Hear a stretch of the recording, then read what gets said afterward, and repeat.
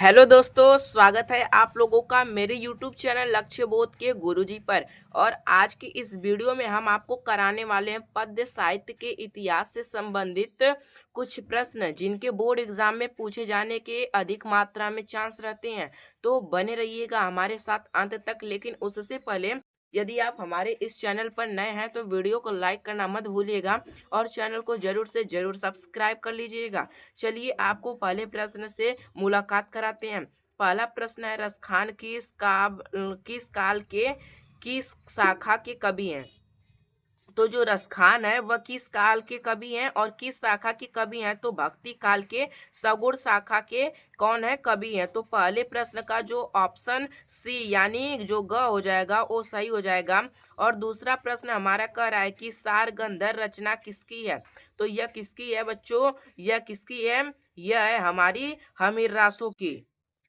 किसकी है? हमीरासो की। और हमारा तीसरा प्रश्न क्या करा है कि निम्न में से रीतिकाल की कला अवधि क्या है, यानी रीतिकाल की समय सीमा क्या है? तो जो तीसरे प्रश्न का सही ऑप्शन हो जाएगा वो कौन सा होगा?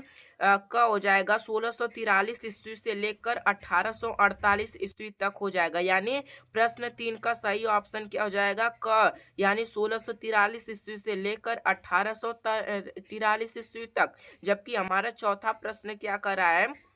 निम्नलिखित में से रीतिकाल की मुख्य प्रवृत्तियां विशेषताएं कौन सी हैं? तो चौथा प्रश्न का जो सही ऑप्शन हो जाएगा वो कौन सा हो जाएगा? श्रृंगार रस की प्रधानता और काव्य में कला पक्ष की प्रधानता, यानी ये दोनों ही सही हो जाएंगे। तो हमारा चौथे प्रश्न का ऑप्शन ग यानी विकल्प ए व ख दोनों क्या हो जाएगा? सही हो जाएगा। अब हमारा पांचवा प्रश्न क्या कर रहा है? निम्न में से रीतिकाल को अन्य किस नाम से जाना जाता है?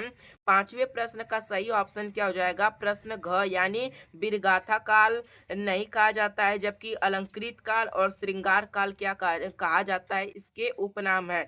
तो हमारा अब हम अगले प्रश्न की ओर आगे बढ़ते हैं। अगला प्रश्न क्या कह रहा है कि रीति मुक्त काव्य धारा के दो कवियों के नाम लिखिए। तो कौन कौन हो जाएगा? यहाँ पर हमारा घनानंद और बोधा ठाकुर हो जाएंगे। यानी प्रश्न जो 6 हो जाएगा इसका सही ऑप्शन क्या हो जाएगा? ऑप्शन ग यानी विकल्प क और ख दोनों क्या हो जाएंगे? सही हो जाएंगे। अब हमारा सातवां प्रश्न है कि ललित ललाम क्या है, किसकी रचना है, पूछ रहा है। तो हमारा जो सही ऑप्शन हो जाएगा सातवें प्रश्न का वो कौन सा हो जाएगा? मतीराम। किसकी रचना? मतीराम की रचना कौन है? ललित ललाम है। और हमारा आठवां प्रश्न क्या कर रहा है कि छत्रसाल दशक के रचनाकार कौन है? तो आठवें प्रश्न का सही ऑप्शन क्या हो जाएगा? भूषण हो जाएगा। कौन हो जाएगा? भूषण। अगर आपसे यह भी पूछता है शिवा बावनी और क्या शिवराज भूषण किसकी रचना है? तो वह किसकी है? भूषण की रचना है। अब हमारा नौवां प्रश्न क्या कह रहा है कि निम्न में से रीतिकाल के प्रमुख दो कवि कौन कौन से हैं? तो हमारा कौन हो जाएगा? पद्माकर और बिहारी, जबकि सूरदास नहीं है।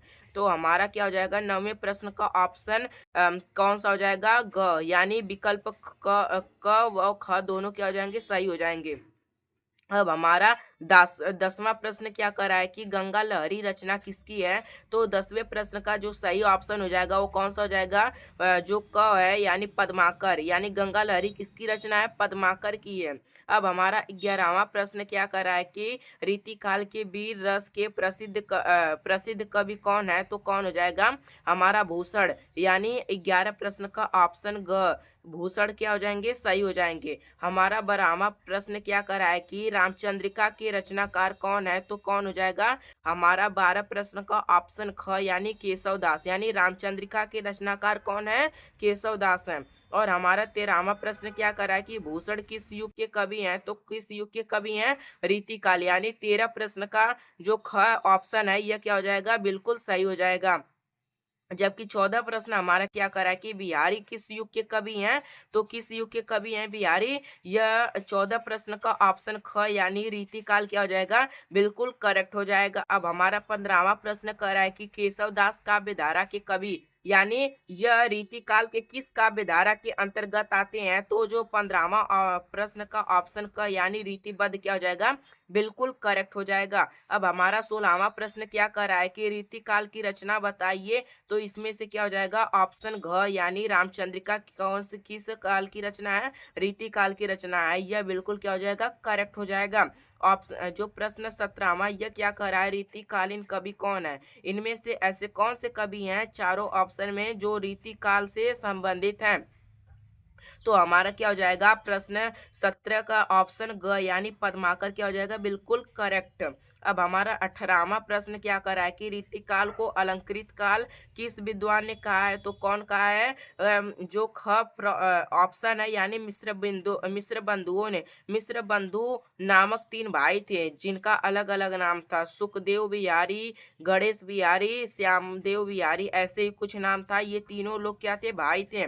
अब हमारा 19 प्रश्न क्या कर रहा है कि निम्नलिखित में से कौन सी रचना कृति रीतिकालीन कवि की नहीं है। तो क्या हो जाएगा, कवि प्रिया हो जाएगी। कौन सी रचना हो जाएगी, कवि प्रिया हो जाएगी। अब हमारा 20वां प्रश्न क्या कर रहा है कि रीति मुक्त काव्य धारा की रचना कौन सी है। तो कौन सी है, प्रश्न क जो 20 है इसका जो ऑप्शन क यानी सुजान सागर क्या हो जाएगा, बिल्कुल करेक्ट हो जाएगा। अब हमारा 21वां प्रश्न क्या कर रहा है कि रीतिबद्ध काव्य धारा के कवि कौन है, यानी रीतिबद्ध के काव्य धारा के कवि कौन है। तो क्या हो जाएगा, प्रश्न 21 का सही ऑप्शन क्या हो जाएगा, प्रश्न ऑप्शन ग यानी भिखारी दास क्या हो जाएंगे, बिल्कुल करेक्ट हो जाएंगे। अब हमारा 22वां प्रश्न क्या कर रहा है कि काव्य की प्रवृत्ति एवं रचना शैली के आधार पर रीतिकाल की कितनी धाराएं स्वीकार की गई हैं।